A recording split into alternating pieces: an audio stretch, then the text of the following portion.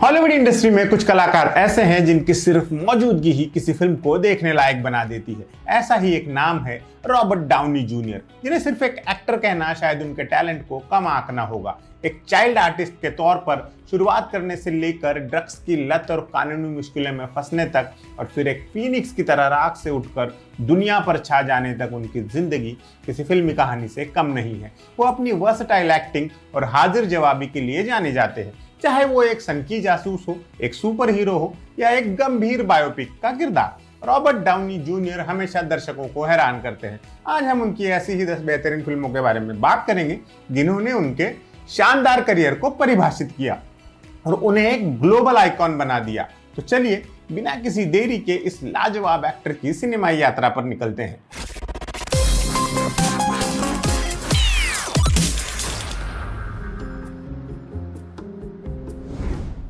हमारी लिस्ट की शुरुआत रॉबर्ट डाउनी जूनियर की उस फिल्म से करते हैं जिसने साबित कर दिया कि वो सिर्फ एक शानदार एक्टर ही नहीं बल्कि एक लेजेंडरी परफॉर्मर है।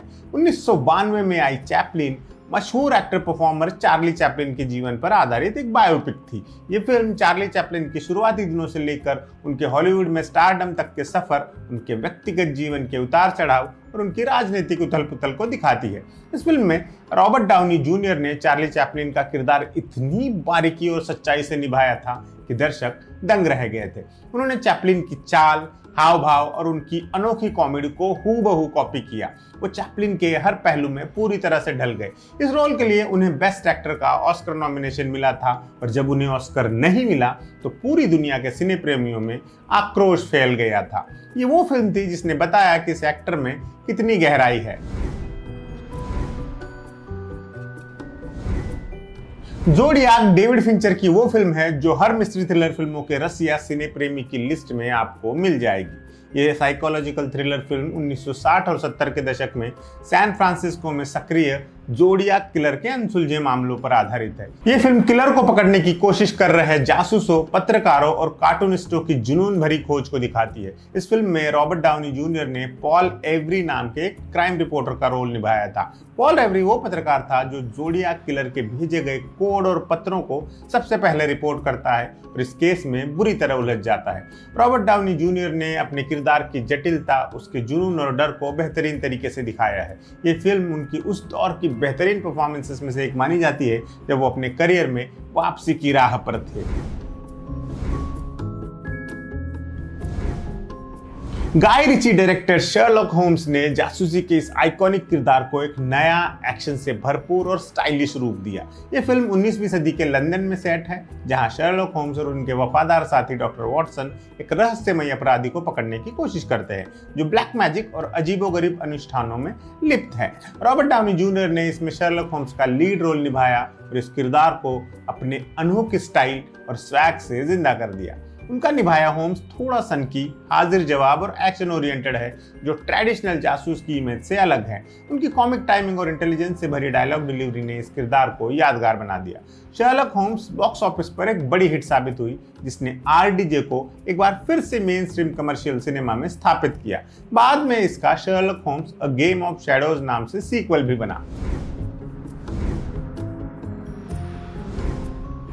द जज एक लीगल ड्रामा फिल्म है जिसमें रॉबर्ट डाउनी जूनियर ने एक सफल लेकिन अहंकारी वकील का रोल किया है जिसकी अपने जज पिता से नहीं बनती। फिर हालात ऐसे बदलते हैं कि उसे कोर्ट में अपने ही पिता का वकील बनना पड़ता है क्योंकि उन पर हत्या का आरोप लगा है।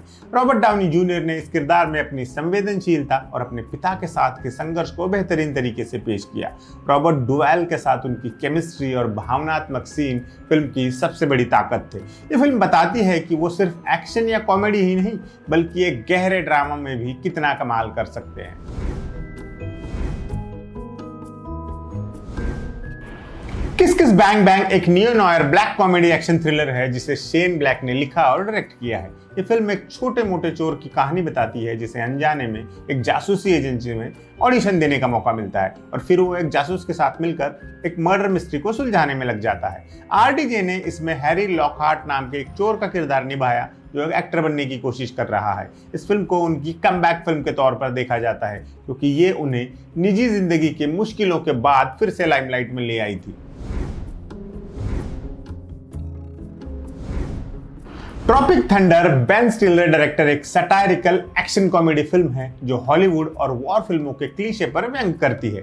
ये फिल्म एक्टर्स के एक ग्रुप की कहानी बताती है जो एक वॉर फिल्म की शूटिंग के लिए जंगल में जाते हैं और अनजाने में एक असली ड्रग गिरोह के साथ युद्ध में फंस जाते हैं। रॉबर्ट डाउनी जूनियर ने इसमें कर्क लेजारस नाम के एक मेथड एक्टर का किरदार निभाया था जो एक अफ्रीकन अमेरिकन सैनिक का रोल निभाने के लिए अपनी त्वचा को काला कर लेता है। ये किरदार और उनकी परफॉर्मेंस बहुत ही विवादास्पद थी, लेकिन आरडीजे ने इसे इतनी सफाई से निभाया कि उन्हें बेस्ट सपोर्टिंग एक्टर का ऑस्कर नॉमिनेशन मिला।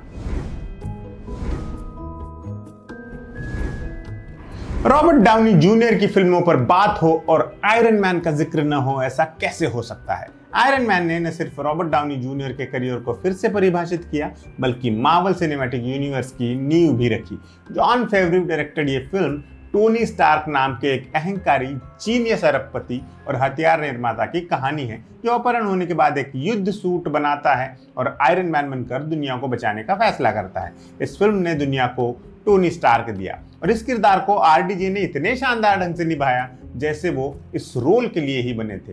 उनकी हाजिर जवाबी, उनका चार्म, उनकी वल्नरेबिलिटी और उनका स्वैग, सब कुछ टोनी स्टार्क के किरदार में इतना फिट बैठा कि दर्शक उनके प्यार में पड़ गए। ये फिल्म रॉबर्ट डाउनी जूनियर के करियर का टर्निंग पॉइंट थी जिसने उन्हें एक ग्लोबल सुपरस्टार बना दिया और आयरन मैन के रूप में वो घर घर में पहचाने जाने लगे। वो मार्वल यूनिवर्स का दिल बन गए और उनकी परफॉर्मेंस ने उन्हें हॉलीवुड के सबसे ज्यादा कमाई करने वाले एक्टर्स में से एक बना दिया। आयरन मैन से जो सफर शुरू हुआ था वो एवेंजर्स एंड गेम में थम गया। ये फिल्म एवेंजर्स इन्फिनिटी वॉर के ठीक बाद की कहानी है जहां बचे हुए एवेंजर्स थैनोस को हराने और ब्रह्मांड को हुए नुकसान को ठीक करने की कोशिश करते हैं। इस फिल्म में टोनी स्टार्क को खोना दर्शकों ने अपना निजी नुकसान माना। रॉबर्ट डाउनी जूनियर की परफॉर्मेंस ने इस सुपर हीरो वाली फिल्म को भावनात्मक गहराई दी। फिल्म का अंतिम एक्ट जहां आयरन मैन थानोस को हराने के लिए अपनी जान कुर्बान करता है, सिनेमाई इतिहास के सबसे यादगार पलों में से एक है। ये फिल्म आरडीजे के मार्वल यूनिवर्स में सफर का एक शानदार लेकिन दुखद अंत था जिसने उन्हें एक लेजेंड के तौर पर स्थापित किया। क्रिस्टोफर नोलन डायरेक्टर ओपेनहाइमर परमाणु बम के जनक कहलाने वाले जे रॉबर्ट ओपेनहाइमर की बायोपिक थी। इस फिल्म में रॉबर्ट डाउनी जूनियर ने लुइस स्ट्रॉस का किरदार निभाया था जो अमेरिका के एटॉमिक एनर्जी कमीशन के चेयरमैन थे। उन्होंने इस जटिल और ग्रे शेड्स वाले किरदार को इतने शानदार तरीके से निभाया कि उन्हें बेस्ट सपोर्टिंग एक्टर का ऑस्कर अवार्ड मिला। उनकी परफॉर्मेंस ने फिल्म को एक अलग ही धार दे दी थी और वो आयरन मैन की इमेज से पूरी तरह बाहर निकल आए। वो अपनी कंट्रोल्ड लेकिन पावरफुल एक्टिंग से स्ट्रॉस के धोखेबाज और महत्वाकांक्षी स्वभाव को बेहतरीन तरीके से पर्दे पर पेश करते हैं। ये फिल्म रॉबर्ट डाउनी जूनियर की प्रतिभा का एक और सबूत है जो ये बताती है कि वो कितने वर्सटाइल एक्टर हैं। रेस्टोरेशन एक पीरियड ड्रामा फिल्म है जो 17वीं शताब्दी के इंग्लैंड में किंग्स चार्ल्स II के शासनकाल के दौरान सेट है। इस फिल्म में रॉबर्ट डाउनी जूनियर ने रॉबर्ट मेरवेल नाम के डॉक्टर का किरदार निभाया था। वो एक युवा और महत्वाकांक्षी डॉक्टर है जो अपने मेडिकल टैलेंट के दम पर शाही दरबार में अपनी जगह बनाता है, लेकिन प्यार, दोस्ती और सत्ता के खेल में उलझ जाता है। आरडीजी ने इस किरदार में अपने चार्म, वल्नरेबिलिटी और उस समय के मॉरल कॉन्फ्लिक्ट को बेहतरीन तरीके से दिखाया है। ये फिल्म उनकी उन शुरुआती परफॉर्मेंसेस में से एक है जहां उन्होंने अपनी एक्टिंग कैपेबिलिटी का नमूना दिखाया था। तो ये थी रॉबर्ट डाउनी जूनियर की 10 बेहतरीन फिल्में जिन्होंने उनके करियर को ऊंचाई तक पहुंचाया और उन्हें दुनिया भर में प्यार दिलाया। उनकी वापसी की कहानी और उनका हर किरदार में ढल जाना उन्हें वाकई एक लेजेंड बनाता है। आपको रॉबर्ट डाउनी जूनियर की कौन सी फिल्म सबसे ज्यादा पसंद है, हमें कमेंट करके जरूर बताइए और देखते रहिए एम बोले तो। फिल्में एडिट टेबल पर बनती हैं, क्या मतलब है इस बात का? क्या करता है एक फिल्म एडिटर? एक्टर्स जो सुंदर सुंदर कपड़े पहनते हैं उनके पीछे किसका दिमाग और मेहनत लगी होती है। म्यूजिक कंपोजर तो समझ में आता है, लेकिन ये साउंड डिजाइनर क्या करता है? एक आर्ट डायरेक्टर का फिल्म के बनने में क्या रोल होता है? आर्टिस्ट लोग ये जो पुलिस, डॉक्टर, वकील वगैरह की वर्दियां पहनते हैं वो आती कहाँ से हैं? एक असिस्टेंट डायरेक्टर फिल्म के सेट पर क्या क्या और कैसे करता है? कौन तय करता है इस वाली फिल्म में ये वाला रोल इस एक्टर से करवाना है? एक्ट्रेस का मेकअप और हेयर देखने वाले आर्टिस्ट को किन समस्याओं से जूझना पड़ता है? हीरो की जगह अपनी जान जोखिम में डालने वाले स्टंट डबल्स कितने खतरे में जीते हैं? क्या आप भी उन लोगों के बारे में जानना चाहते हैं जो अक्सर पर्दे के पीछे रहते हैं लेकिन जिनके बिना फिल्में बन ही नहीं सकती? सिनेमा मेकिंग के अलग अलग डिपार्टमेंट्स को डेडिकेटेड हमारी सीरीज सिनेमा वाले में हम आपको इन्हीं लोगों से रूबरू करवाएंगे। ज़रूर देखिए सिनेमा वाले, ओनली ऑन एम बोले तो।